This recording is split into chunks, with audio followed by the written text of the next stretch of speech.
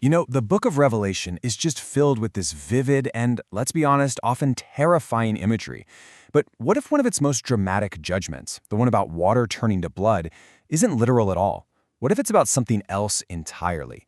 Today, we're going to dive into a really fascinating metaphorical reading of one single powerful passage. All right, so this is the verse at the very heart of our explainer today.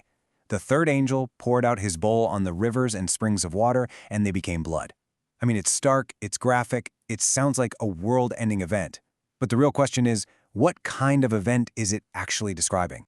Now, the most common way to look at this, and the most straightforward, is to just take these words at face value. In this view, a divine plague is going to contaminate the whole planet's freshwater sources. We're talking rivers, lakes, springs, turning them into actual, undrinkable blood. The result? Mass death from thirst. Simple as that. But what if this passage has nothing to do with hydrology at all? Let's explore a completely different path, a metaphorical view that builds a totally different understanding of the text. It shifts the entire focus from the physical world to the spiritual. Well, there's this really fascinating alternative interpretation that argues exactly that. It says this isn't about rivers or springs at all. It's about people. The rivers and springs are just a metaphor, and this judgment is being poured out not on geography, but on a very specific group. So here's where it gets really interesting, right? You've got these two fundamentally different ways of reading the exact same words.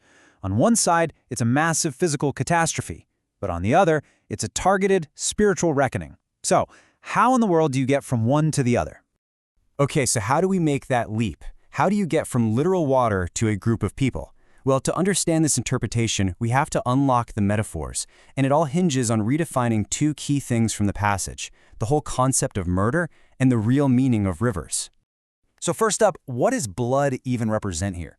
Well, this interpretation points to other parts of the Bible, like this verse from 1 John, to make the case that bloodshed isn't just about physical violence.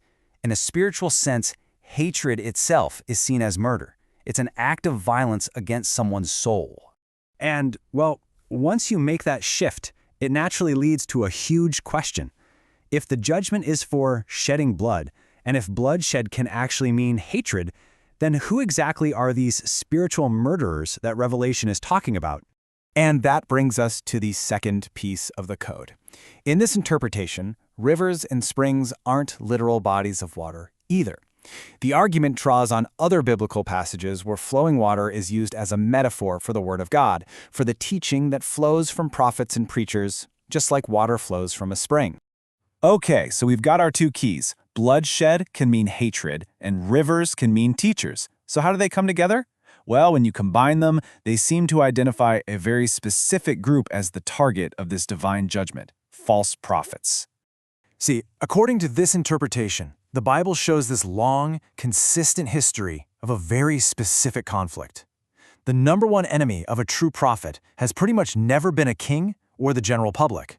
No, it's always been the false prophet, the one who twists the divine message for their own selfish reasons. And this conflict is a theme you see again and again throughout the text. I mean, you see it with Elijah confronting hundreds of false prophets on Mount Carmel, with Micaiah standing all alone against a whole court of liars, and with Jeremiah, who was persecuted by the very people claiming to speak for God. Even Jesus himself warned that this would continue to be a major danger. So when you lay it out logically like this, the argument becomes really clear. Step 1. Hating someone is a form of murder. Step 2. False prophets are basically defined by their hatred and persecution of true prophets. And so, Step 3. They are the ones who are guilty of shedding the blood of saints and prophets. This whole idea gets even stronger when you bring in another image from Revelation, the star named Wormwood. It falls from the sky and turns the waters bitter. In this reading, Wormwood isn't a literal meteor. It represents the arrival of false teaching on a massive scale. The bitter water is the poisonous, hateful doctrine they preach, a teaching that leads not to life, but to spiritual death. So what does this all mean for that original passage we started with? This rereading just reframes the entire event. It's no longer some random act of cosmic destruction. Instead, it becomes a calculated and deeply symbolic judgment. Let's go back to the full context of the passage. Suddenly, this verse becomes a statement of pure poetic justice. The reason for the judgment is spelled out right there. For they have shed the blood of your holy people. And their punishment? You have given them blood to drink. I mean, the punishment fits the crime perfectly.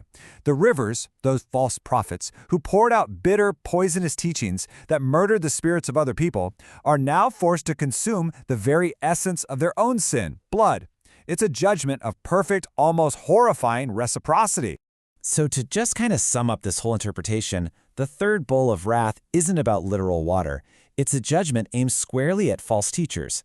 The rivers are their pulpits and their platforms. The blood they shed is the spiritual death caused by their hatred, and the blood they are forced to drink is the divine consequence of their own actions.